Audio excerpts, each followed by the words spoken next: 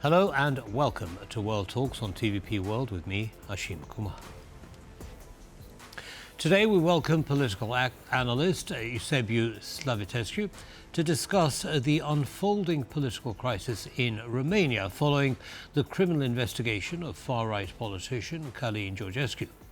Once the frontrunner in last year's annulled presidential election, Georgescu now faces several accusations, including promoting antisemitism, forming extremist organizations, and spreading false information.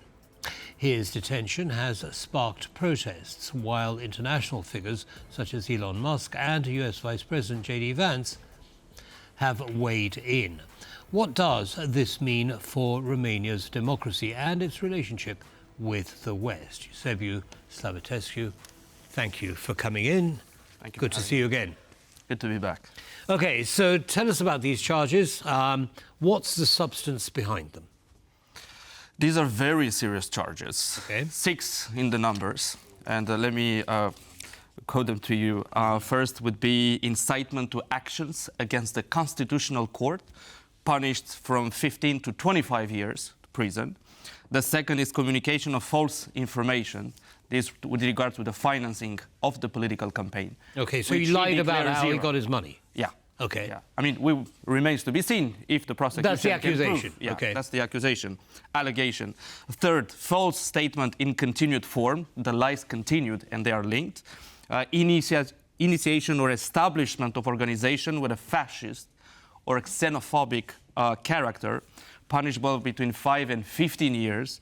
Public promotion of the cult of person convicted of war crime, genocide, so on and so forth, punishable between 3 months and 5 years. And the last one, the sixth, initiating of establishment of an organization with anti-Semitic character. Okay. These are incredibly serious allegations. Sorry, go on. We remain to be seen how much of that can be proved before the judge. Okay, but what do we... Of course, that's true, and we have to wait and see. But what do we know of the substance behind the accusations, behind the allegations? Is there something there, or is there no there? Well, it better be. When you take the man from his car in traffic, that means there's a character of urgency that the prosecution found. Say he needed to be brought in. Again, it was a detainment, not arrest. Okay. For questioning for a few hours. Right. So they better have a strong file. Okay. We have had yesterday some extracts. For example, the prosecution, he's been followed since 2023.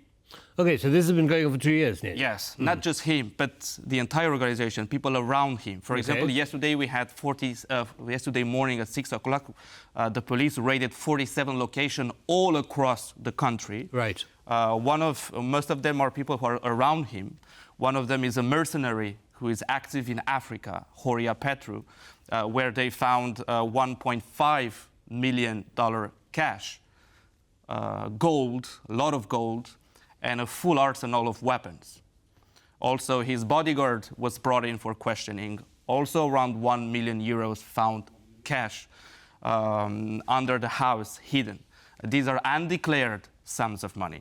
We don't know yet where they're coming from. This remains to be proved by the prosecution. Or how much more there is to find. Absolutely. For somebody who declared zero spending, there's a lot of millions around me coming up. Well, that does beg the question. I mean, he won, certainly, if you just look at the number of votes, he won the last election. How did he fund that? He won the first round. The first round, I beg your pardon. 2.1 million votes. How did he fund it?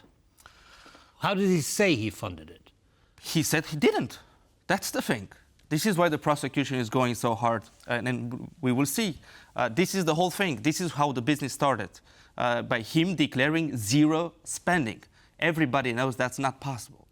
Also, on the 27th of January, I read that yesterday, and it's official now, Romania asked Turkey to help with an investigation because we found around 20,000 trolls, a trolls firm in Turkey with Russian emails, which the day before the first round, they posted around 2 million comments on TikTok, because the algorithm is the more attention a post gets, the viral it goes.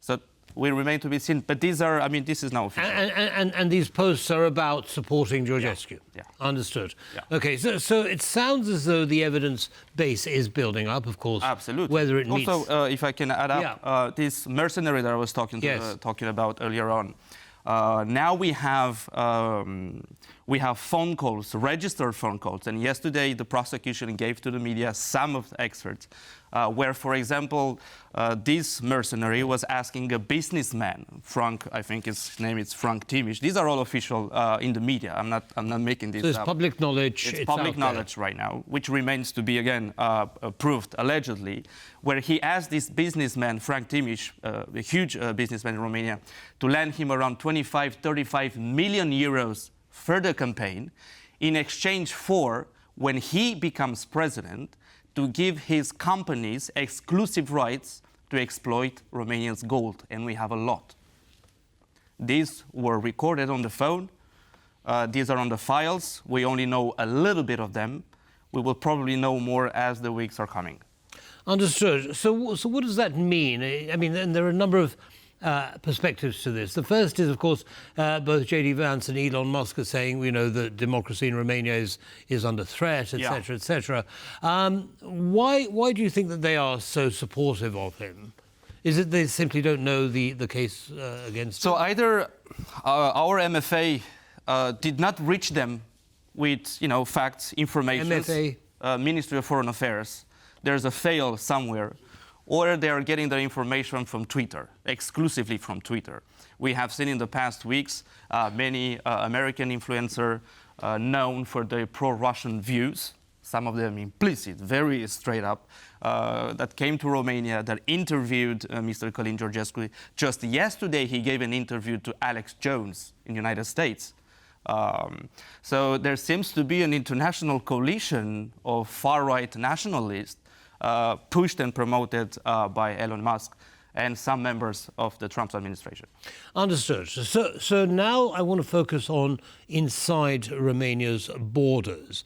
What does this do to the democratic infrastructure of the country for future elections? What's the impact?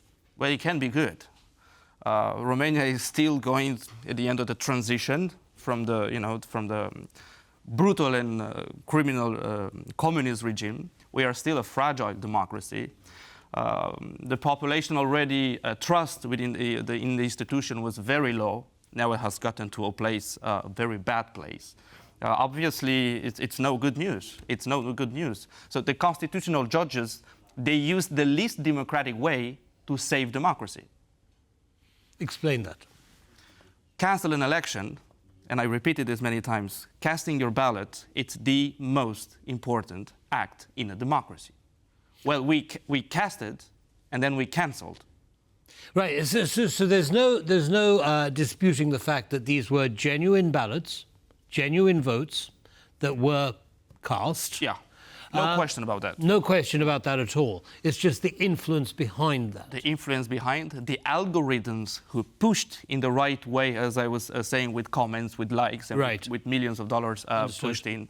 And with an entire network of international far rights who pushed it. So no, they weren't fair, because one candidate obviously had an advantage compared to the others. Right, so that influenced the behaviour, the attitude, and the voting pattern. Absolutely. Unfortunately, we're going to have to end it there, but thank you very much for laying that out for us. Thank you for having me. Have a good day. Pleasure as always. And that's all from us in this episode of World Talks. Goodbye.